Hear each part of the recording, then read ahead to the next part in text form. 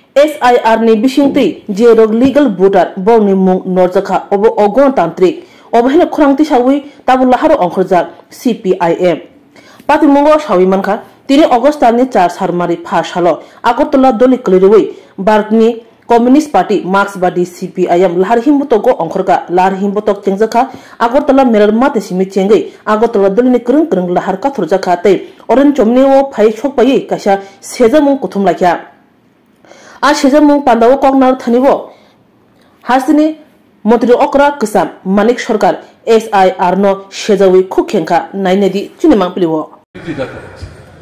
কোনমতে এই পদ্ধতি মানা যায় বিচারকদের মধ্য থেকে বিভিন্ন প্রান্ত থেকে প্রশ্ন উঠেছে বিভিন্ন গণতান্ত্রিক ব্যক্তিত্ব যারা রাজনৈতিক বিষয় নিয়ে সংবিধান নিয়ে নির্বাচন ইত্যাদি নিয়ে পর্যালোচনা করেন বিশ্লেষণ করেন দলমত নির্বিশেষে তারাও এটার বিরোধিতা করেছেন এটা কি হচ্ছে এটা তো সন্দেহ তৈরি করেছে এবং তার তো বাস্তব ভিত্তি এখানে আছে কিন্তু শাসক দল এগুলো পড়ুয়া না করে তারা যে সিদ্ধান্ত নিয়েছেন তাদের পছন্দের লোক চেয়ারপারসন ইলেকশন কমিশন যাকে চিফ ইলেকশন কমিশনার বলা হয় আর সঙ্গে যাদের দুজন তাদের বাছাই করা লোকদের নিয়ে তারা ইলেকশন তৈরি করেছে কমিশন তৈরি করেছে আমরা ভারতের কমিউনিস্ট পার্টি মার্ক্সবাদী যে প্রতিবাদ সেদিন করেছিলাম যে সম্ভাবনার কথা ভাবনায় রেখে কেন আমরা প্রতিবাদ করছি সেটা আমরা উল্লেখ করে ভারতবর্ষের মানুষের সামনে বুঝাবার চেষ্টা করেছিলাম আজকে বিহারের এই ঘটনার মধ্য দিয়ে আমাদের যে অনুমান আমাদের যে সংশয় আমাদের যে সন্দেহ সেটাই যে সত্য এটা আজকে প্রতিপন্ন হতে যাচ্ছে এই ভোটার তালিকা হাতে নিয়ে এই সময়ের মধ্যে তারা 3 রকমের নাম তারা চিহ্নিত করেছে একটা হচ্ছে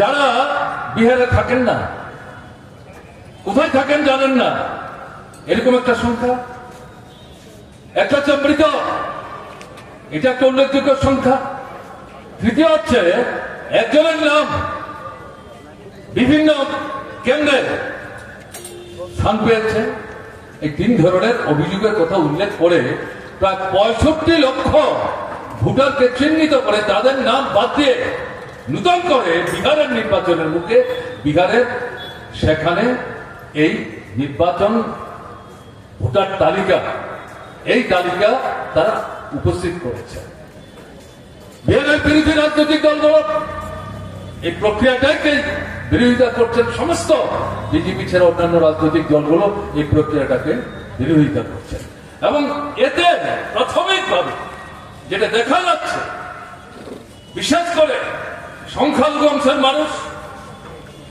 উপজাতি তপশিলি ওবিসি গরিব অংশের মানুষ দলিত অংশের মানুষ শ্রমজীবী অংশের মানুষ ন্যূনতে যাদের পন্থা ফুরায় এটি নামগুলি বাদ দেওয়া হলো এলাকাগুলো চিহ্নিত করে করে এক একটা বিধানসভা কেন্দ্রে 10 থেকে 15-20 ভাগ করে এই অংশের মানুষ এই অংশের ভোটার সবচেয়ে বেশি বিহারে যে সরকারটা চলছে জনবিরোধী স্বৈরাচারী অবনতামূলক দুর্নীতির সাথে যুক্ত পড়েছে এই সরকার জনগণের এই সরকারের উপর আস্থা উঠে গেছে সবাই বুঝতে পারছে যদি নির্বিঘ্নে ভোট সেখানে সংগঠিত হয় তাহলে এই সরকার বিজেপি এবং নীতিশ কুমার মিলেও চেষ্টা করলেও এই সরকার ফিরে আসতে পারবে না কাজে এই সরকার বিজেপির নেতৃত্বাধীন সংযুক্ত শক্তি টিকে থাকতে হবে টিকে রাখতে গেলে পর ভোটে জিততে হবে জিততে গেলে পর এই ভোটার তালিকা দিয়ে হবে না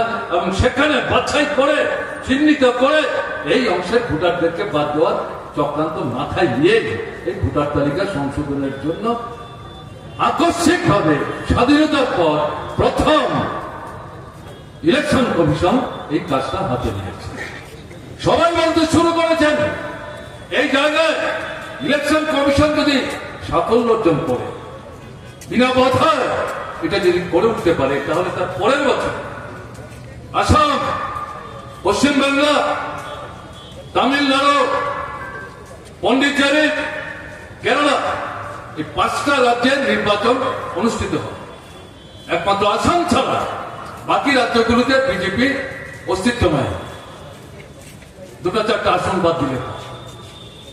আসামেও এই সরকারটা জনবিরোধী ভূমিকা নিচ্ছে, দুর্নীতি এবং সরকার সমর্থক হয়ে যাচ্ছে সংখ্যালঘুদের বিরুদ্ধে বিশেষ করে।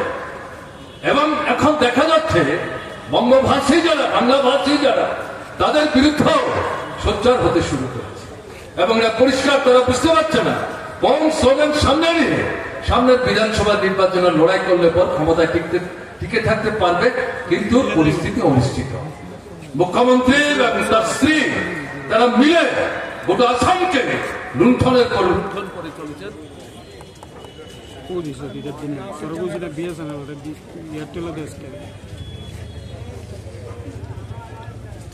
করা হয়েছে, এটা বিচারাধীন। কাজেই যে বিষয়টা সুপ্রিম কোর্টে বিচারাধীন, এরকম একটা বিষয় নিয়ে পার্লামেন্টে আমরা কি করে আলোচনা করব? ভাবখানা এরকম যেরকম বিষয় নিয়ে অতীতে কোনোদিন পার্লামেন্টে আলোচনা হয়নি, এটা ঘটনা না। এরকম বহু দৃষ্টান্ত পার্লামেন্টে আছে। দ্বিতীয় বলছে ইলেকশন কমিশন এটা সাংবিধানিক স্বয়ংশাসিত স্বতন্ত্র সংস্থা, তাদের নেওয়া পদক্ষেপ নিয়ে কি করে পার্লামেন্টের মধ্যে আলোচনা হবে? এটা নাকি সংবিধান বিরোধী হবে। আসলে বিজেপি বেকায়দায় করেছে, তাই এই বিষয় নিয়ে পার্লামেন্টের মধ্যে তারা কোনো আলোচনার দরজা খুলতে চাইছে না। বিজেপি এবং তার সহযোগী যারা, তাদের বাদ দিয়ে সমস্ত রাজনৈতিক দল পার্লামেন্টের অধিবেশন বসার আগে, পার্লামেন্টের অধিবেশন শুরু হলে পর সমস্যরে প্রতিবাদ করছেন, বিক্ষোভ প্রদর্শন করছেন। রাজ্যসভা এবং লোকসভায় অন্য কোনো কর্মসূচি হাতে নেওয়া যাচ্ছে না। এমনকি প্রশ্ন উত্তরের যে 1 ঘন্টার সময় সবচেয়ে গুরুত্বপূর্ণ, সেখানে বিরোধীরা বলছেন আমরা যে বিষয়টি আলোচনা করতে চাইছি, আমাদের সংবিধান, আমাদের গণতন্ত্রের যে মূল ভিত্তি ভোটার তালিকা, ভোট, এটাকে নিয়ে সেখানে যখন এই চক্রান্ত চলছে, এটা বাদ দিয়ে অন্য কোনো বিষয় সংসদের সামনে গুরুত্ব অর্জন করতে পারে না। আগে এটা আলোচনা করতে হবে, তার জন্য সময় দিতে হবে। কিন্তু বিজেপি রাজি হচ্ছে না, ফলে সংসদ বসতে পারছে না। এবং আমি জানি না আজকেও সংসদ সেখানে বসতে পেরেছে কিনা। আমরা ভারতের কমিউনিস্ট পার্টি মাত্র যে ইলেকশন কমিশন, তার যে 3 জন সদস্য, এটা নির্ধারণ করার ক্ষেত্রে প্রচলিত যে পদ্ধতি এতদিন চলে এসেছে স্বাধীনতার পর থেকে, প্রধানমন্ত্রী তিনি যে দলেরই হন, পার্লামেন্টে লোকসভা যিনি বিরোধী দলের নেতা তিনি যে দলেরই হন, এবং সুপ্রিম কোর্টের চিফ জাস্টিস, তার কি ধর্ম, তার কি বর্ণ, তার কি সম্প্রদায়, সমস্ত কিছুর উদ্যোগ 3 জনকে নিয়ে একটা কমিটি তৈরি হবে। তারা বসে ঠিক করবেন কোন 3 জনকে নিয়ে নির্বাচন কমিশন তৈরি হবে, তার চেয়ারম্যান কে হবেন। তারা তাদের এই প্রস্তাব পাঠাবেন সরকারের কাছে। সরকারের সংশ্লিষ্ট দপ্তর এটা পরীক্ষা নিরীক্ষা করার পর এটা পাঠাবেন রাষ্ট্রপতির কাছে। রাষ্ট্রপতির কাছে এই প্রস্তাব যখন যাবে, তিনি সম্মতি প্রদর্শন করবেন এবং এই কমিশন কাজ শুরু করবে। এতদিন এটা চলে আসছে। সর্বশেষ যে ইলেকশন কমিশন তৈরি হবে, তার আগে বিজেপি সরকার এই কমিশন তৈরি করার পদ্ধতিটাই বাতিল করে দেবে। চিফ জাস্টিসের কোনো দরকার নেই, তিনি থাকবেন না এই সদস্য নির্বাচনের মিটিং এ। সেখানে কে আসবেন তার জায়গায়? প্রধানমন্ত্রী থাকবেন, লোকসভার বিরোধী দলের নেতা থাকবেন, এবং প্রধানমন্ত্রী তার মন্ত্রিসভা একজন পূর্ণ সদস্যকে 3য় সদস্য হিসেবে তার মধ্যে অন্তর্ভুক্ত করবেন। বিরোধীরা এটা প্রতিবাদ করেন কেন? তাহলে কি দাঁড়াচ্ছে? এই 3 জনের মধ্যে প্রধানমন্ত্রী এবং তার পছন্দের লোক অবশ্যই বিজেপি দলের লোক হবেন, 2 জন বিজেপি দলের বিরোধী দল, অন্য রাজনৈতিক দল, সে কারণেই তারা বিরোধী দল। তার যিনি নেতা তিনি একা। তাহলে সংখ্যা গরিষ্ঠতার প্রশ্নে শাসক দল 2 জনে মিলে যেই নাম চূড়ান্ত করবেন, ইলেকশন কমিশনে কারা মেম্বার হবেন, কে চেয়ারম্যান হবেন, এটাই চূড়ান্ত হবে। গণতন্ত্র কোথায় থাকলো? চিফ জাস্টিসকে কি যুক্তি দিয়ে বাতিল করা হলো? স্বাধীনতার পর থেকে যেটা অনুসরণ করে আসছে কেউ জানিয়ে প্রশ্ন তুলছে না। হঠাৎ করে বিজেপি আরএসএস নিয়ন্ত্রিত তারা কোন এটা করতে গেল? তারা বুঝতে পারছিলেন সামনের দিনগুলো ধীরে ধীরে তাদের জন্য অনিশ্চিত হয়ে পড়ছে, এবং এই জায়গায় ভোট একটা গুরুত্বপূর্ণ বিষয়। তার মূল ভিত্তি হচ্ছে ভোটার তালিকা, এবং সমগ্র বিষয়টি নিয়ন্ত্রণ করে স্বাধীন সত্তার অধিকারী আমাদের দেশের সংবিধান যাদেরকে সুযোগ দিয়েছে সেই নির্বাচন কমিশন। এই নির্বাচন কমিশনটাকে যদি শাসক দল বগলদাবা করতে না পারে, তাদের ইচ্ছা মতো তাদের যে রাজনৈতিক স্বার্থ, স্বপ্ন, বাসনা, এটা তারা চাইলেও পূরণ করতে পারবে না। তাই সেই লক্ষ্য উদ্দেশ্য নিয়ে এইভাবে নিয়ম পাল্টে শাসক দলের ইচ্ছা মতো এই ইলেকশন কমিশন তারা ঠিক করেছেন। তখনই বছর নভেম্বর, ডিসেম্বর, জানুয়ারি এই 3 মাসে বিগত যে ভোটার তালিকা, সেই তালিকাকে আপডেট করা হয়। যারা মারা যান তাদের নাম বাতিল হয়, যারা স্থানান্তরিত তাদের নাম সরে যায়, যারা নতুন ভোটার হতে পারেন, 18 বছর প্রাপ্ত হয়েছেন, তালিকায় নাম নাই, তারা আবেদন করলে পর পরীক্ষা নিরীক্ষার মাধ্যমে তাদের নাম তালিকায় অন্তর্ভুক্ত। এই যে ভোটার তালিকা, এর উপর ভিত্তি করে পরবর্তী নির্বাচন অনুষ্ঠিত হয়। 1952 সাল থেকে স্বাধীনতার পর ভারতবর্ষে এই পদ্ধতি অনুসরণ করে কি বিধানসভা, কি লোকসভা নির্বাচন অনুষ্ঠিত হয়ে আছে। কিন্তু এবারই প্রথম কয়েক মাস আগে বাৎসরিক যে প্রক্রিয়া পদ্ধতি অনুসরণ করে নির্বাচন কমিশনের প্রত্যক্ষ নজরদারিতে সারা দেশের এবং বিহারের ভোটার তালিকা তারা চূড়ান্ত করেছেন। যেই তালিকার উপর ভিত্তি করে তাদের অক্টোবর, নভেম্বরে বা ডিসেম্বরে যে ভোটটা হওয়ার কথা, সেই ভোটটা অনুষ্ঠিত হবে। সেই তালিকাটি হঠাৎ করে ইলেকশন কমিশন কি এরকম প্রয়োজন দেখা দিল যে এটাকে আবার এই কয়েক মাসের ব্যবধানে, 5-6 মাসের ব্যবধানে নূতন করে নিবিড় ভাবে এটাকে পরীক্ষা নিরীক্ষা করবেন তার সংশোধনের জন্য। স্বাধীনতার পর এ ধরনের ঘটনা এর আগে ভারতবর্ষের কোন রাজ্যে নির্বাচন কমিশনের উদ্যোগে সংগঠিত হয়েছে আমার অন্তত জানা। কোন পত্র পত্রিকায় এই সম্পর্কে কেউ তথ্য উপস্থিত করেন, কোন রাজনৈতিক দলের নেতৃত্ব এই সম্পর্কে কোন দৃষ্টান্ত স্থাপন করতে পারে। এবং প্রথম বিহারের বিরোধী রাজনৈতিক দলগুলো বিজেপি এবং তার সঙ্গে যারা একসাথে মিলে এই সরকারটা বিহারে চলতে সাহায্য করছে, তাদেরকে বাদ দিলে বাকি যে সমস্ত রাজনৈতিক দল তারা সবাই সমস্যা এর প্রতিবাদ করছেন, যেটা উদ্দেশ্যমূলক, ষড়যন্ত্রমূলক। এর পেছনে একটা গভীর চক্রান্ত চলছে, এবং এটা তো আগে কোনোদিন হয়নি। কেন এটা বন্ধ করো, এটা চলবে না, এটা হতে পারে।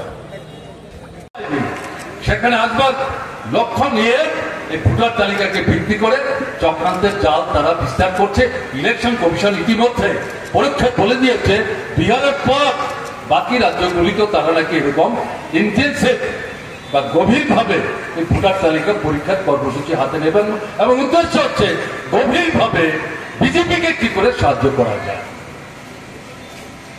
এটা কি করে গণতন্ত্রের প্রতি যাদের আস্থা আছে, বিশ্বাস আছে, দলমতের বিশেষে ভারতবর্ষের মানুষ কেন এটা মেনে নেবেন? তাই এর বিরুদ্ধে আমাদের পার্টি, ভারতের কমিউনিস্ট পার্টি বাংলাদেশ, আমরা আহ্বান জানিয়েছি আজকে সারা ভারতবর্ষের রাজ্যে রাজ্যে যেখানে আমাদের যাই শক্তি আছে এর প্রতিবাদে তারা সোচ্চার হচ্ছে। আপনারা যারা খবর রাখেন তারা লক্ষ্য করেছেন গতকাল ইন্ডিয়া ব্লক তাদের নেতৃত্বের বৈঠক হয়েছে। এবং তারা সহমত পোষণ করেছেন ঐক্যবদ্ধভাবে এই যে ভোটার তালিকা নিয়ে ইলেকশন কমিশন এই ষড়যন্ত্রমূলক কর্মসূচিতে বিজেপিকে সাহায্য করবার জন্য ভূমিকা নিচ্ছে, তার বিরুদ্ধে ঐক্যবদ্ধভাবে প্রতিবাদে তারা সোচ্চার হবেন। 11 তারিখ সংঘবদ্ধভাবে দিল্লিতে ইলেকশন কমিশনের কাছে তারা বিক্ষোভ প্রদর্শন করবেন এবং পরবর্তী কর্মসূচি তারা ঘোষণা করবেন। তার মানে মার্ক্সবাদী কমিউনিস্ট পার্টি যে আহ্বান রেখেছে যে ভিত্তিকে আশ্রয় করে, এটা সমস্ত রাজনৈতিক দল বিজেপি ছাড়া তারা উপলব্ধি করছেন, তার যথার্থতা আছে, বাস্তবতা আছে, তাই তারা ঐক্যবদ্ধভাবেই এই কর্মসূচি আজকে ঘোষণা করেছে। বন্ধুগণ,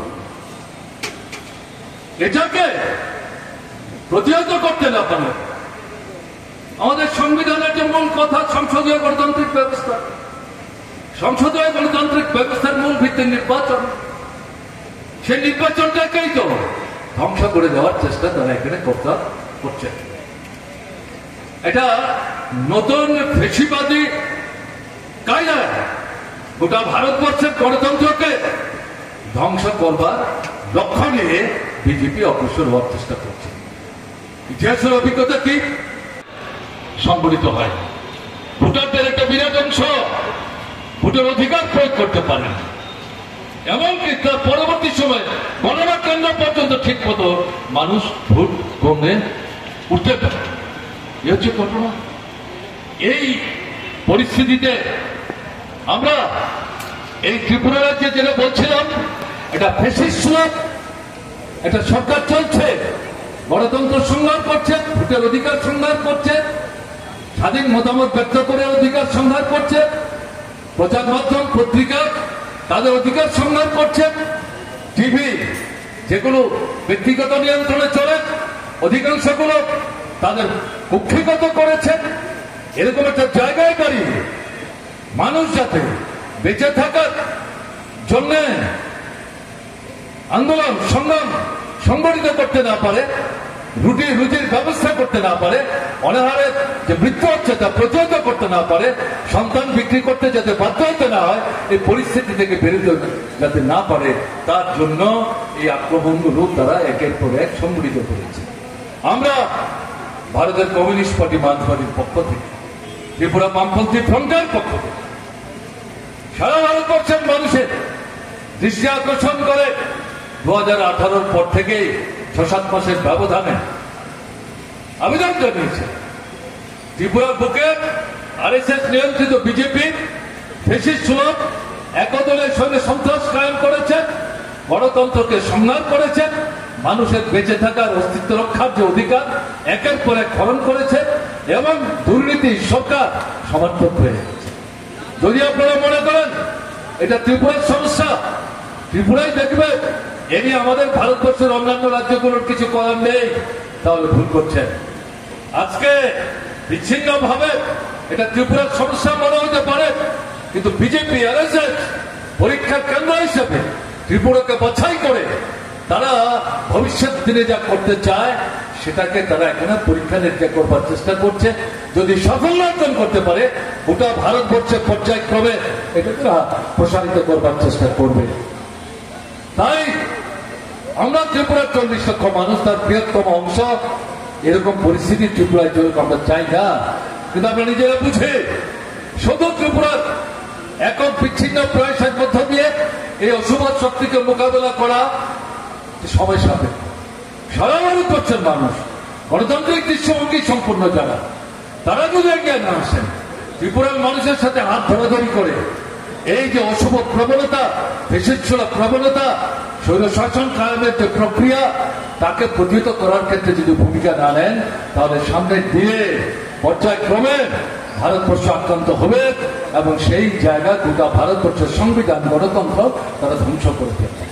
আজকে আমাদের যে অভিজ্ঞতা বছর 4-5 আগে থেকে যে কথা আমরা বলছিলাম, ইলেকশন কমিশন সম্পর্কে যা বলছিলাম, ত্রিপুরার বিজেপির নেতৃত্বাধীন এই ফ্যাসিস্ট সরকার সম্পর্কে আমরা যা বলছিলাম, আজকে ইলেকশন কমিশনকে সামনে রেখে বিজেপির সরকার আরএসএস নিয়ন্ত্রিত ঠিক সেই জিনিস ভবিষ্যৎ দিনের ভারতবর্ষের বিভিন্ন রাজ্যে কার্যকরী করার জন্য একটার পর একটা পদক্ষেপ তারা নেওয়ার চেষ্টা করছে। সরকার বুঝতে পারছে, সরকারের জন্য তোদের উপর আস্থা রাখতে পারছে। আমাদের ত্রিপুরার অভিজ্ঞতা থেকে সারা ভারতবর্ষে ক্ষমতায় টিকে থাকতে চায় এবং স্বাধীনতার পর ভারতবর্ষে বড় বড় পুঁজিপতি যারা, মাঝারের পুঁজিপতি যারা, এই ৭৫ বছরের অভিজ্ঞতায় দেখা যায়নি ঐক্যবদ্ধ ভাবে শাসক দলের পক্ষে নির্বাচনের আগে পরে সরকার চালাবার সময় দুহাত তুলে এভাবে সমর্থন আগে করতে। নানা সময় তাদের মধ্যে বিভাজন লক্ষ্য করা গেছে, কিন্তু এখন দেখা যাচ্ছে তারা সংগ্রাম করবে এই বিজেপি সরকারের পিছন দিয়ে দাঁড়াচ্ছে। তাহলে পরিষ্কার শাসক দল বিজেপি এবং বড় বড় পুঁজিপতি, মাঝারি পুঁজিপতি যারা দুটা দেশটাকে বিদেশি পুঁজির সাথে মিলে লুণ্ঠন করছে, তাদের সাথে ক্ষমতায় টিকে থাকবার জন্য ইলেকশন কমিশনকে ব্যবহার করে ভারতবর্ষের গণতন্ত্র এবং সংবিধানকে তারা ধ্বংস করতে চাইছে। এর প্রতিবাদে প্রতিরোধে দেশের মানুষকে গড়ে উঠতে হবে ঐক্যবদ্ধভাবে সংগ্রামের ময়দানে। যারা এর বিরুদ্ধে রুখে দাঁড়াবেন ভবিষ্যৎ তাদের পক্ষেই দাঁড়াবে, এটাই ইতিহাসের অভিজ্ঞতা। সংগ্রামী মানুষ ঐক্যবদ্ধভাবে লড়াই করলে পর তাদেরকে প্রতিহত কেউ করতে পারে না। তারাই ইতিহাসের লিখন লেখেন, তারা ইতিহাস রচনা করেন, আর ইতিহাসকে যারা ধ্বংস করার চেষ্টা করে তারা নিকৃষ্ট, তারা ঘৃণ্য, ঘৃণিত। পৃথিবীর ইতিহাসে অভিজ্ঞতা আছে, হিটলার মুসলিনি তার দৃষ্টান্ত। এখন যারা এর বিরুদ্ধে চক্রান্তরা করবেন তারাও ইতিহাসের ভিন্ন পাত্র হিসাবে ভবিষ্যৎ দিনে চিহ্নিত হবে, এ নিয়ে সন্দেহের কোনো কারণ নেই।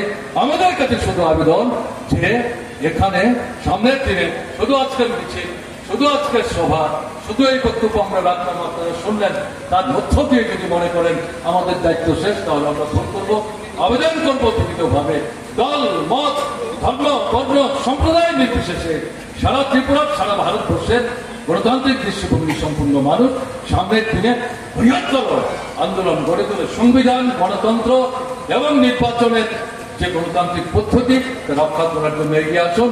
এই আহ্বান আপনাদের কাছে রেখে আমি আমার কথা বলা শেষ করছি। ভালো থাকবেন। আমার নমস্কার।